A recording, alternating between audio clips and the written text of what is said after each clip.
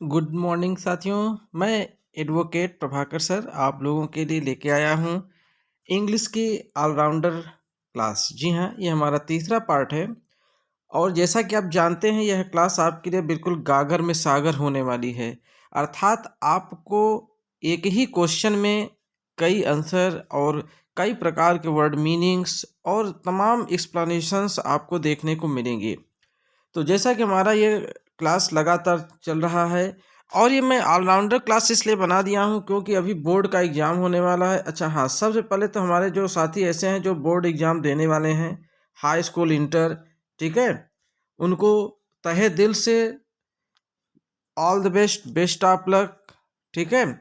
और उनके साथ साथ हमारे अन्य भी अभ्यर्थी जो कि इस क्लास के द्वारा बेनिफिट ले रहे हैं, क्योंकि ये ऑलराउंडर क्लास मैंने बना ही दिया है। अर्थात ना तो किसी क्लास की ज़रूरत, ना तो किसी बोर्ड की, यानी कोई भी बच्चा हो, छोटी से छोटी क्लास हो, बड़ी से बड़ी क्लास हो, कोई भी तैयारी, कोई भी कंपटीशन हो, इसको सिलेक्ट कर सकते हैं। जी हाँ, ये बिल्कुल ऑलराउंडर क्लास है। तो चलिए आज की शुरुआत आपके साथ करते हैं आपके channel English with Rudra classes के द्वारा। तो खैर, पहला क्वेश्चन आप लोगों के सामने। जी हाँ, figure of speed, transformation, synthesis, all एकदम बिल्कुल पैकेज है ये। चलिए, तो पहला क्वेश्चन आप लोगों के सामने दिख रहा होगा, one word substitutions, question number 1। जी हाँ, ये वन वर्ड सब्स्टिट्यूशंस का क्वेश्चन है। देखिएगा, बहुत मजा आएगा अभी क्वेश्चन में। Select the most appropriate word for the given group of words. जी हाँ, कह रहा है कि जो अभी ग्रुप ऑफ वर्ड्स दिए गए हैं उनके लिए कोई एक अप्रोप्रिएट वर्ड सिलेक्ट करिए। अर्थात 4 ऑप्शन में से कोई एक वर्ड सही होगा जिसको आपको सिलेक्ट करना होगा। तो चलिए, पहला क्वेश्चन कह रहा है कि goods carried by ship, train, plane, etcetera. यानी कि गुड्स, गुड्स का मतलब पहले तो आप जान लीजिए कि गुड्स का मतलब होता है सामान। क्या होता है? सामान। और ये क्या है? पार्ट्स ऑफ स्पीच में साथियों ये है नाउन। क्या है ये? नाउन है। अच्छा, अब यहाँ पे अगर हम स्पेलिंग को थोड़ा सा डिफरेंट कर दें, चेंज कर दें, गुड, तो आप तो जानते हैं कि गुड माने क्या होता है साथियों? अच्छा होता है। कहते नहीं, you are a good boy, अच्छा। तो ये गुड क्या है? ये हमारा पार्ट ऑफ स्पीच में एडजेक्टिव हो जाएगा। क्या हो जाएगा? एडजेक्टिव हो जाएगा। तो इस प्रकार से आपने देखा कि यहाँ पे जो गुड्स आया है वो नाउन के रूप में आया है, न कि एडजेक्टिव के रूप में आया है। तो कह रहा है कि जो सामान है, कैरीड माने ले जाया जाता है किसके द्वारा? बाय शिप, ट्रेन और प्लेन के द्वारा। अर्थात जो भी सामान है समुद्र वाली जहाज के साथ या ट्रेन के द्वारा या प्लेन के द्वारा ले जाया जाता है तो उसे हम क्या कहेंगे? इसको वन वर्ड में। तो आंसर पहला दे रहा है कि क्या उसे हम बल्क कहेंगे या उसे पार्सल कहेंगे। और 2 ऑप्शन है। तो पहले तो हम इन ऑप्शनों के बारे में चर्चा करते हैं कि बल्क का मतलब क्या होता है। देखिए साथियों, बल्क का अगर बात किया जाए तो थोक, जी हाँ, थोक में थोक बोलते हैं, या अगर दूसरे शब्दों में कहा जाए तो बड़ा भी बोलते हैं। क्या? बड़ा। लेकिन यहाँ पे इससे कोई रिलेटेड मीनिंग नहीं समझ में आ रही है, क्योंकि वो उसको पूछा जा रहा है जो ट्रेन के द्वारा या पानी वाली जहाज के द्वारा या प्लेन के द्वारा सामान को ले जाया जाए। तो यहाँ तो बल्क का मतलब थोड़ा बड़ा देख रहा है, थोक और बड़ा दे रहा है, जिसका मतलब ये है कि ये इस हमारे ऑप्शन गलत है। फिर बात करते हैं पार्सल की। तो आप तो पार्सल जानते ही हैं, आजकल पार्सल आता है डाक के द्वारा भी, वैसे भी। तो पार्सल का अगर एग्जैक्ट मीनिंग बोला जाए तो पार्सल का पार्सल ही बोला जाता है, तथा इसकी एक मीनिंग और होती है, याद कर लीजिएगा, भूखंड, यानी किसी जमीन का टुकड़ा, उसे भी पार्सल बोलते हैं। तो ये भी ऑप्शन जैसा कि आप देख रहे होंगे बिल्कुल एकदम गलत ही दिख रहा है। तो चलिए, ये भी हमारा नहीं मिला भाई, ये भी नहीं सेट हो रहा है। चलिए हम अपने दूसरे ऑप्शन की ओर बढ़ते हैं। हमारा जो तीसरा ऑप्शन है वो है फ्राइट। जी हाँ, फ्राइट है। अब फ्राइट का मतलब समझ लीजिए, फ्राइट का मतलब होता है रेलगाड़ी। जी हाँ, नहीं, रेलगाड़ी तो नहीं होता कि ट्रेन माने होता है रेलगाड़ी। रेलगाड़ी पर लदा सामान, रेलगाड़ी पर लदा सामान। तो अब आप देख रहे होंगे कि ये हमारा आंसर मैच कर रहा होगा। तो इस प्रकार से आपने देखा तो आपका ऑप्शन नंबर एकदम, तीसरा ऑप्शन नंबर एकदम सही है। अच्छा, लोड, ये तो लोड आप जानते ही ना कि अरे यार हमारे ऊपर लोड बहुत ज़्यादा है, यानी कि भार। क्या है? भार, यानी अधिकारियों के ऊपर लोड बढ़ गया, अर्थात बोझ। मीनिंग तो आप नोट ही कर रहे होंगे, इसमें कहने की कोई बात नहीं। हमारी क्लास में मीनिंग अगर नहीं नोट कर रहे हैं तो फिर तब तो भाई बहुत गड़बड़ ही है, क्योंकि हम आपको मीनिंग इतना लिखा देंगे कि अब मीनिंग ही, मैंने आपको कई बार बताया है कि मीनिंग ही क्या है, इंग्लिश की जान है। अगर आपको मीनिंग नहीं आएगी तो आप बिल्कुल नहीं कर पाएंगे, ठीक है? तो इसलिए मीनिंग जरूर नोट करते चलिए। तो इस प्रकार से आपने देखा कि एक क्वेश्चन, अब इसका जरा करते हैं एक्सप्लेनेशन, की पॉइंट। जी हाँ, आज की क्लास में एकदम आपका बेहतरीन क्लास बनाए हैं, एकदम अलग अंदाज में। तो अभी तो हम आपको मौखिक बताते थे, लेकिन अब आपको रिटन बता रहे हैं की पॉइंट्स के द्वारा। ये हमारा की पॉइंट बनाया गया है। जी हाँ, जैसे कि देखिए, करेक्ट आंसर आपका क्या है? फ्राइट ही है, ठीक है, यानी रेलगाड़ी पर लदा सामान। अब यहाँ पे की पॉइंट क्या कर रहा है? की पॉइंट ये कर रहा है कि the most appropriate word for the given group of words is freight. तो जी हाँ, ये तो आंसर ही है कि इसका मतलब क्या हुआ कि फ्राइट होगा। अब और जो हमारे वर्ड हैं उनकी बात करते हैं। देखिए, बल्क, ये कह रहा है कि the mass and magnitude of something large. देखिए, जो हमारे इंग्लिश मीडियम के बच्चे हैं उनके लिए तो एकदम रामबाण है। इंग्लिश मीडियम के बच्चों के लिए बहुत बेहतर, क्योंकि इंग्लिश टू इंग्लिश भी मैं लाया हूँ, और बच्चे कहते थे कि सर इंग्लिश टू इंग्लिश भी दीजिए, तो इसीलिए उनके ऑफर को हमने स्वीकार किया और हमने कहा भाई आप लोगों के लिए ला रहे हैं। तो the mass and magnitude of something large. अब विथ एग्जाम्पल भी देखिए, ये कह रहा है कि ऐसा द्रव्यमान या ऐसा पिंड जो कि भारी मात्रा में हो। तो मैंने आपको लिखाया ही था बड़ा यानी थोक। एग्जाम्पल क्या? जैसे द सीर बल्क ऑफ सूज। जी हाँ, द सीर बल्क ऑफ सूज, यानी कि जो सीर बल्क है, यानी कि सीर का मतलब भी क्या होता है? जी हाँ, सीर का मतलब शुद्ध, यानी जो जूते का मतलब थोक है, क्या जूते का जो थोक है वे क्या है? नितांत भी होता है, याद रखिएगा, नितांत भी होता है, यानी कि एकदम मिलावटी नहीं है, एकदम सही सही है, एकदम करेक्ट है। फिर बात करते हैं पार्सल क्या होता है? अ थिंग और कलेक्शन, किसी भी चीज का कलेक्शन हो, रैप्ड जो कि ढका हुआ हो। रैप्ड का मतलब ढका हुआ। देखिए, कोई भी आपका आता है कोरियर के द्वारा सामान है, तो क्या होता है? पेपर में बिल्कुल ढका हुआ होता है ना, ढका हुआ। तो wrap in paper in order to be carried to sent by mail, डाक के द्वारा जो भी आता है। एग्जाम्पल के रूप में जैसे टुडे अ डिलीवरी बॉय, यानी आज a delivery boy. Delivery boy, delivery का मतलब जानते हैं ना, पहुंचाना। डिलीवरी का मतलब क्या होता है? पहुंचाना, पहुंचाना। डिलीवरी मतलब पहुंचाना। डिलीवरी बॉय यानी पहुंचाने वाला लड़का। डिलीवर्ड योर पार्सल, आज डिलीवरी पहुंचाने वाला लड़का आपके पार्सल को क्या किया? डिलीवर किया। इस प्रकार से freight, goods carried ship by train. अब फ्राइट की बात करते हैं, किसकी? फ्राइट की। फ्राइट क्या कर रहा है? गुड्स कैरीड, यानी कि जो सामान है ले जाया जाता है बाय शिप के द्वारा, जहाज के द्वारा, ट्रेन के द्वारा और प्लेन के द्वारा। अब एग्जांपल देखिए, a decline in the amount of freight carried by ship is recorded, यानी कि जो सामान ले जाया गया, क्या किया गया? ले जाया गया, अर्थात ऐसे सामान जिनको डिक्लाइन कर दिया गया था, मना कर दिया गया था।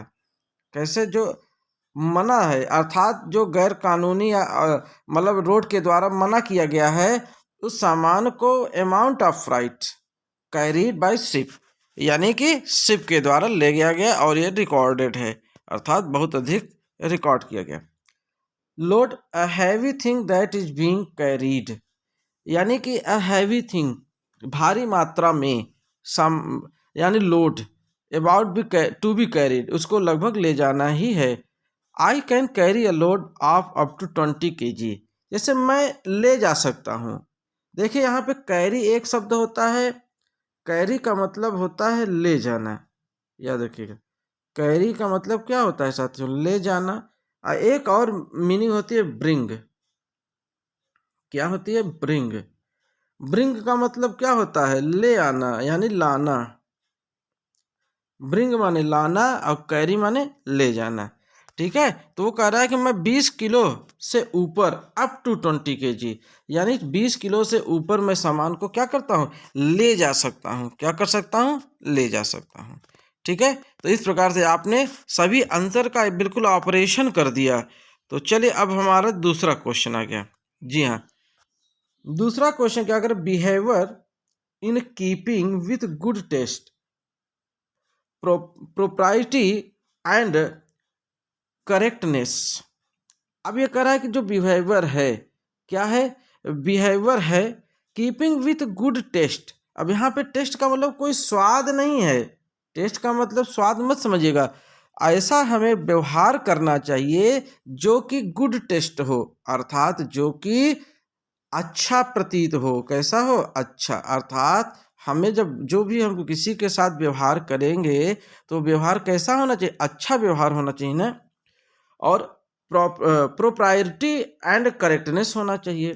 क्या होना चाहिए, प्रोप्राइटी का मतलब याद रखिएगा मर्यादा में होना चाहिए। कैसे, मर्यादा में।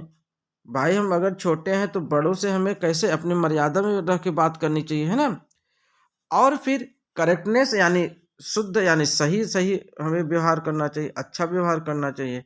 तो इस प्रकार से हम उसको क्या कहेंगे, ये वन वर्ड में पूछ रहा है। तो पहला ऑप्शन है साल्वेशन। क्या उसे हम साल्वेशन बोलेंगे, तो साल्वेशन का मतलब जान लीजिए, साल्वेशन का मतलब होता है मोक्ष। साल्वेशन का मतलब क्या होता है, मोक्ष, यानी जो जीवन और मृत्यु से बिल्कुल परे हो जाए। फिर क्या है, आर्चनेस है। आर्चनेस का मतलब क्या होता है, धृष्टता। धृष्टता अर्थात दुष्टता जिसको बोल सकते हो आप। तो ये भी नहीं, हमें अच्छे व्यवहार की बात हो रही है, तो यहाँ पे धृष्टता बिल्कुल गलत है। यानी साल्वेशन भी नहीं, मोक्ष भी नहीं है, और आर्गनेस भी नहीं है। चलिए अब हम बात करते हैं डेकोरम की। यहाँ क्या हमारा डेकोरम ऑप्शन सही है या फिर एक्सपोजिशन सही है। तो पहले तो बात करेंगे डेकोरम की। डेकोरम का मतलब क्या होता है, मर्यादा। डेकोरम का मतलब मर्यादा। जी हाँ, ये आंसर कुछ मैच कर रहा है। और क्या है, एक्सपोजिशन, यानी एक्सपोजिशन का मतलब दिखावा। दिखावा क्या होता है, दिखावा। तो जी हाँ, जैसे कि आप अभी आपके सामने 4 ऑप्शन आए थे, तो इन चारों ऑप्शनों में सबसे सुटेबल ऑप्शन आपका क्या दिख रहा है, डेकोरम दिख रहा है। अर्थात हमें अपने मर्यादा में अपने संस्कार को दिखाना चाहिए, शिष्टाचार को दिखाना चाहिए। तो इस प्रकार से आपने देखा आपका ऑप्शन नंबर 3 डेकोरम इज एकदम राइट है, एकदम सही है। ठीक है, चलिए बात करते हैं अपने नेक्स्ट क्वेश्चन। नहीं, उससे पहले इन सभी आंसर का जो है करेंगे एक्सप्लेनेशन की पॉइंट के द्वारा। जैसा कि मैंने हिंदी में बता दिया है, अब हमारे जो इंग्लिश मीडियम के बच्चे हैं उनको इंग्लिश में नोट कर सकते हैं। Let us see the meaning of the words given. Salvation का मतलब क्या है, a means of preserving from harm और अनप्लीजेंटनेस और इविल। अर्थात वही कह रहा है कि ऐसी स्थिति जो कि एक ऐसा साधन, एक ऐसा जो कि प्रिजर्व कर लेता है, बचा लेता है, बचाता है हार्म और अनप्लीजेंट से, यानी दुख, तकलीफ, कष्ट, मुसीबत से, आदि बुराइयों से। ईविल का मतलब क्या होता है, ईविल का मतलब होता है बुराइयां, याद रखिए। ईविल का मतलब होता है बुराइयां, यानी इन आदि सभी बुराइयों से हमें दूर रखता है। तो जब हमें मोक्ष मिल जाएगा तो हम इन सभी चीज़ों से क्या हो जाएंगे, दूर हो जाएंगे। तो ये हो गया हमारा। फिर कह रहा है आर्कनेस। आर्कनेस का मतलब in appropriate and deliberate playfulness और सक्सीनेस। अर्थात मैंने आपको क्या बताया कि आर्कनेस का मतलब क्या हुआ, आर्कनेस जो होता है धृष्टता यानी दुष्टता होता है। इन अप्रोप्रिएट अर्थात जो गलत हो, इन अप्रोप्रिएट का मतलब क्या होता है, अनुपयुक्त हो। अगर हम किसी के साथ व्यवहार अनुपयुक्त व्यवहार करेंगे, अनुपयुक्त यानी जो उपयुक्त न हो, जो सही न हो, अगर हम उनके साथ ऐसा व्यवहार करेंगे या जानबूझकर, डेलिबरेट दिया है ना, देखिए इसका मतलब क्या होता है, जानबूझकर हम उनसे अगर ऐसे बात करें बदतमीजी से, है ना, जानबूझकर। और प्लेफुलनेस, कैसे, प्लेफुलनेस बात करें तो इस प्रकार से क्या हो जाएगा। अच्छा, एक और वर्ड है देखिए, सॉसीनेस। सॉसीनेस माने भी होता है धृष्टता यानी दुष्टता, धृष्टता। तो इस प्रकार से इसमें सारी गलत चीज़ें इसी में आर्कनेस में आ रही हैं, ठीक है। अर्थात हम अच्छे से बात न करें, धृष्टता से बात करें, तो इस प्रकार मजाक में बात करें, मजाक प्लेफुलनेस है ना मजाक में, ठीक है, तो वो क्या हो जाएगा, वो हम लोगों के लिए सही नहीं है। डेकोरम का बात करते हैं, propriety and refinement in manners and conduct. जी हाँ, एकदम सही बात कह रहा है कि हमें कैसे बात करनी चाहिए, हमें अपने शिष्टाचार में, अपने मर्यादा में, अपने सभ्यता मैनर, अपने मैनर में बात करना चाहिए। हमारा जो संस्कार है वो भी मर्यादा में होना चाहिए। इस प्रकार से आपका ऑप्शन एकदम सही है। अब बात करते हैं एक्सपोजिशन की। एक्सपोजिशन क्या है? अ कलेक्शन ऑफ थिंग्स, यानी वस्तुओं का एक कलेक्शन, वस्तुओं का एक कलेक्शन जो हमने बता दिया ना, दिखावापन, गुड्स आर वर्क्स। और प्रदर्शनी भी होता है, याद रखिएगा, प्रदर्शनी, एक्सपोजिशन का मतलब प्रदर्शनी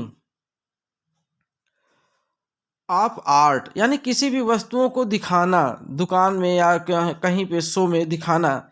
पब्लिक डिस्प्ले, पब्लिकों को दिखाना। इन अ डिफरेंट डिनोटेशन, इट में मीन अ सिस्टमेटिक, ठीक है, यानी बतलाना, दिखाना। डिनोटेशन, डिनोटेशन का मतलब बतलाना, याद रखें, बतलाना, बतलाना, सिस्टमेटिक ढंग से दिखा करके उसके बारे में एक्सप्लेन करना। इंटरप्रिटेशन और एक्सप्लेनेशन, समझाना, इंटरप्रिटेशन करना, व्याख्या। इंटरप्रिटेशन का मतलब क्या होता है? व्याख्या करना, उसके बारे में खूब बताना। जैसे किसी चीज़ की प्रदर्शनी लग गई हो और जो भी कस्टमर आ रहे हैं उनको खूब बता रहे हैं कि ये सामान ऐसे है, ये सामान इसको, तो उसी को इंटरप्रिटेशन बोलते हैं, व्याख्या करना, ठीक है। तो ये क्या हो जाएगा, हमारा एक्सपोजिशन हो जाएगा, स्पेसिफिक टॉपिक। तो विशेषता रूप से, स्पेसिफिक मतलब विशेष रूप से उसको बताना। तो इस प्रकार से देखिए बता रहे, from the above reference it can be concluded that decorum is the correct word to substitute for the given description. जो भी डिस्क्रिप्शन नीचे दिया गया है उसमें हमारा जो ऑप्शन नंबर 3 है, क्या, डेकोरम, ये एकदम सही है। तो आपने देखा, इस प्रकार से हमने बिल्कुल क्वेश्चन का आज एकदम अलग अंदाज में समझाने का प्रयास कर रहे हैं। इसमें 2-in-1 जोड़ने का भी प्रयास किया इंग्लिश मीडियम के बच्चे, और चूंकि उनको हिंदी थोड़ा कम समझ में आती है, वो इंग्लिश टू इंग्लिश पढ़ना चाहते हैं, तो इसीलिए हमने जो है पूरा इंग्लिश टू इंग्लिश भी बनाने का प्रयास किया है और हिंदी में भी आपको समझाने का प्रयास कर रहा हूँ, ठीक है। तो चलिए बात करते हैं, a remedy to counteract the effect of poison. ऐसी दवा जो कि जहर को तोड़े, यानी कि जहर का क्या करे, काउंटरएक्ट यानी प्रतिक्रिया। काउंटरएक्ट का मतलब क्या होता है? प्रतिक्रिया करना। जी हाँ, काउंटरएक्ट माने प्रतिक्रिया करना। अब ये जहर तो समझ रहे पॉइजन होता ही है, प्रतिक्रिया करना। तो वह रेमेडी यानी वह कौन सी दवा, यानी क्या इलाज है, कैसा है? तो पहले तो ऑप्शन है एंटीबॉडी। तो हमारे बायो वाले स्टूडेंट तो समझ गए होंगे एंटीबॉडी क्या होता है। तो एंटीबॉडी का मीनिंग नोट कर लीजिए, रोग प्रति, रोग प्रतिकारक। क्या होता है? रोग प्रतिकारक, कारक। तो एंटीबॉडी होगा नहीं क्योंकि जहर की बात हो रही है, पॉइजन। फिर एंटीडोट। जी हाँ, एंटीडोट का मतलब क्या होता है? एंटीडोट का मतलब होता है विषनाशक, विषनाशक। तो इसमें देखिए पॉइजन की बात की गई है, इस प्रकार से सीटी से है ये, इस प्रकार से ये विषनाशक। अच्छा, इसका जहर मोहरा, ये एक मीनिंग और होती है, नोट कर लीजिए, जहर मोहरा होता है इसका, जहर मोहरा। विषनाशक और जहर मोहरा भी होता है साथियों। तो हमें लग रहा है कि यही ऑप्शन सही होना चाहिए, एंटीडोट ही सही होना चाहिए। खैर अभी और देख लेते हैं, शायद और ऑप्शन में सही हो। एंटीसेप्टिक, जी हाँ, एंटीसेप्टिक क्रीम बोरोलीन, आता था ना एक प्रचार। तो एंटीसेप्टिक क्रीम का सॉरी क्रीम नहीं, एंटीसेप्टिक का मतलब क्या हुआ? एंटीसेप्टिक का मतलब होता है साथियों, बायो वाले बच्चे बताओ भाई, रोगाणु, रोगाणु रोधक। क्या होता है? रोगाणु रोधक होता है एंटीसेप्टिक, ठीक है। तो ये भी ऑप्शन गलत ही जा रहा है। फिर एंटीबायोटिक, चलिए चर्चा करते हैं एंटीबायोटिक की, कि एंटीबायोटिक का मतलब क्या होता है। तो एंटीबायोटिक का मतलब नोट कर लीजिए, प्रतिजैविक, प्रतिजैविक होता है। क्या होता है? प्रतिजैविक होता है एंटीबायोटिक। तो इन सभी ऑप्शनों में तो मैंने यही देखा कि हमारा जो एंटीडोट है, जी हाँ वही सही भी है। चलिए देखते हैं क्या वो सही है आंसर जो हम बता। यस, एकदम की पॉइंट्स में हमारे देख लीजिए भाई। एंटीडोट का मतलब क्या, अभी हमने आपको हिंदी में बताया था ना, अब इंग्लिश में देखिए। मीन्स अ मेडिकल सब्सटेंसेज, यह एक ऐसा मेडिकल सब्सटेंसेज होता है, यानी एक ऐसा तत्व होता है, दैट इज यूज, जिसको प्रयोग में लाया जाता है, टू प्रिवेंट, बचाने के लिए, अ पॉइजन, यानी जहर से बचाने के लिए, या फिर a disease from having an effect, या किसी ऐसी बीमारी से बचाने के लिए जो फैल रही हो, जो ज़्यादा से ज़्यादा लोगों को प्रभावित कर रही है। एग्जाम्पल भी देख लीजिए, कह रहा है कि regular exercises is the best antidote, जी हाँ, टू टायर्डनेस एंड डिप्रेशन, यानी कि हमें रेगुलर एक्सरसाइज करते रहना चाहिए, जिससे हमें डिप्रेशन नहीं होगा और टायर्डनेस नहीं होगा। यही हमारा एंटीडोट का काम करेगा। तो इस प्रकार से आपने देखा, इट इज क्लियर, बिल्कुल यह स्पष्ट है कि antidote can be used as one word substitute for a remedy to counteract the effect of poison, यानी यह जो हमने अभी ऊपर वाक्य पढ़ा था, a remedy to counteract the effect of poison, इसका एकदम सही आंसर एंटीडोट होना चाहिए। जी हाँ, एकदम सही आंसर है। तो चलिए बात करते हैं एडिशनल इंफॉर्मेशन।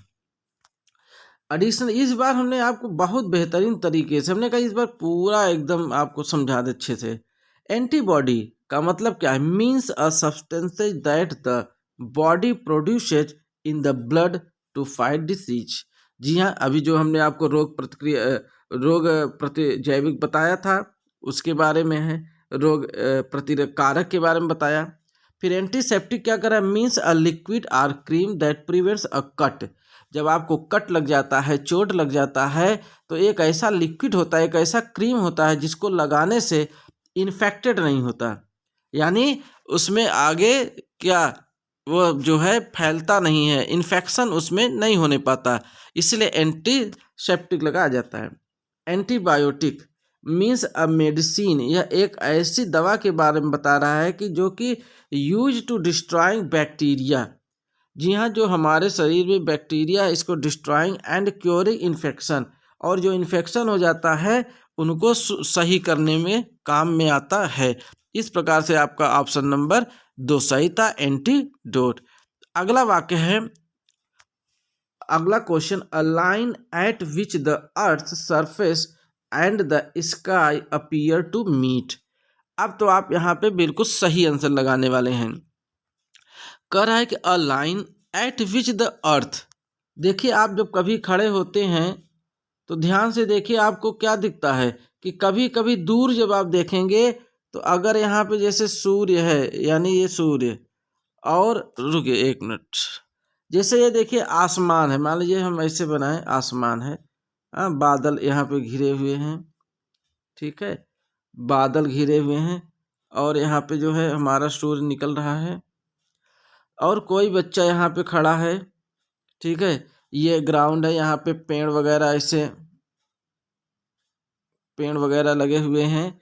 तो आप जब देखेंगे तो आपको ऐसा लगता है कि आकाश और धरती मिलते हुए दिखाई दे रहे हैं। क्या दिखाई दे रहे हैं? मिलते हुए दिखाई दे रहे हैं। तो उनको हिंदी में जो ऐसा स्थान जहाँ पे यह प्रतीत हो कि हमारी जो धरती है और आसमान जो है मिल रहे हैं, अर्थात मिलते नहीं, वो मिलते हुए दिखाई देते हैं, तो उसको हिंदी में क्या बोलते हैं साथियों? उसको बोलते हैं क्षितिज। क्या बोलते हैं? क्षितिज। तो याद रखिएगा, यही पूछ रहा है कि ये जो स्पेलिंग दिए गए हैं, जो वर्ड मीनिंग दी गई हैं, इनमें क्षितिज किसका मतलब होगा। तो चलिए बात करते हैं उसी का, कि a line at which the earth surface and the sky appear to meet, जहाँ पे दिखाई देते हों। तो इक्वेटर, क्या वो इक्वेटर होते हैं? तो आप बताइए कि इक्वेटर का मतलब क्या होता है। तो जैसा कि आप जानते हैं, इक्वेटर का मतलब होता है भूमध्य रेखा। भूमध्य, अगर आप ग्लोब देख रहे हो तो देख लीजिए भूमध्य रेखा जो बीच से होके गुजरती है, भूमध्य रेखा। तो इक्वेटर एकदम गलत है ऑप्शन। फिर हॉरिजॉन, हमें लग रहा है आप लोग आंसर एकदम पता लगा लिए। हॉरिजॉन, अब हम हॉरिजॉन की बात करते हैं तो हॉरिजॉन का मतलब ही होता है क्षितिज। जी हाँ, क्षितिज, जहाँ पे पृथ्वी और पृथ्वी और आसमान मिलते हुए दिखाई दे रहे हों, वहाँ उसे बोलते हैं क्षितिज। फिर बात करते हैं पेरिफेरी की। पेरिफेरी का मतलब क्या होता है? बाह्य सतह, यानी जैसे पृथ्वी हो गई उसकी बाहरी आवरण यानी बाह्य सतह। और परिधि भी बोलते हैं, परिधि, याद रखिएगा, सरकमफियरेंस होता है ना, परिधि वही है। तो वाह सतह, ये भी ऑप्शन एकदम सही नहीं है। चलिए अगले ऑप्शन की ओर बात करते हैं। हमारा अगला ऑप्शन है बाउंड्री। तो बाउंड्री तो हो नहीं सकता, बाउंड्री का मतलब वही होता है जो आप लोग कहते हैं ना, सीमा रेखा, हमारी ये बाउंड्री है, ये इसकी बाउंड्री है। तो सीमा से क्या मतलब है? वहाँ पे दिखाई थोड़ी नहीं पड़ता है सूर्य, पृथ्वी और आसमान मिल रहे हैं। तो इस प्रकार से आपने देखा कि आपका ऑप्शन नंबर जो 2 था, हॉरिजॉन, जी हाँ, जो आपका ऑप्शन हॉरिजॉन था वह एकदम सही था, यानी क्षितिज, जहाँ पे पृथ्वी और आसमान दिखाई देते हैं कि मिल रहे हैं वो। और इस तरह से आपने देखा आपका ऑप्शन नंबर। चलिए की पॉइंट के द्वारा भी इसको क्लियर करते हैं। देखिए, horizon means the place in the distance where the earth and sky seem to meet, यानी कि ऐसा प्रतीत होता है, सीम ऐसा लगता है क्या कि पृथ्वी और आसमान क्या हो रहे हैं? मीट कर रहे हैं, यानी मिल रहे हैं। और वह ऐसा स्थान है जिसे हम क्या बोलते हैं? हॉरिजन। क्या बोलते हैं? हॉरिजन। जैसे एग्जाम्पल देखिए, the sun rose above the horizon. जी हाँ, जब सूर्य निकलता है तो ऐसा ही लगता है कि जैसे कि पृथ्वी के नीचे से निकल रहा है, लेकिन वो आसमान में ही रहता है। तो उसको क्या बोलते हैं? Horizon. So it is clear that the horizon can be used as one word substitute for a line at which the earth's surface and the sky appear to meet। और इस प्रकार से आपने देखा क्या कि आपका ऑप्शन नंबर 2 एकदम सही है। चलिए बात करते हैं एडिशनल इंफॉर्मेशन की। तो मैंने अभी आपको बताया इक्वेटर। इक्वेटर क्या होता है? Equator means a line notionally drawn on the earth equidistant from the poles.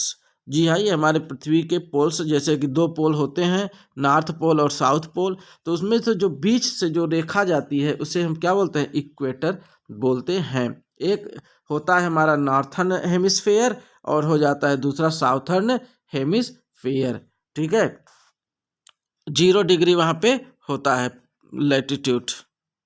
फिर बात करते हैं पेरिफेरी की। Means the outer limits or edge of an area subject, यानी किसी भी चीज यानी वस्तु के बाहरी आवरण, आउटर लिमिट्स जो बाहरी सीमा है, उसको बोला जाता है पेरिफेरी।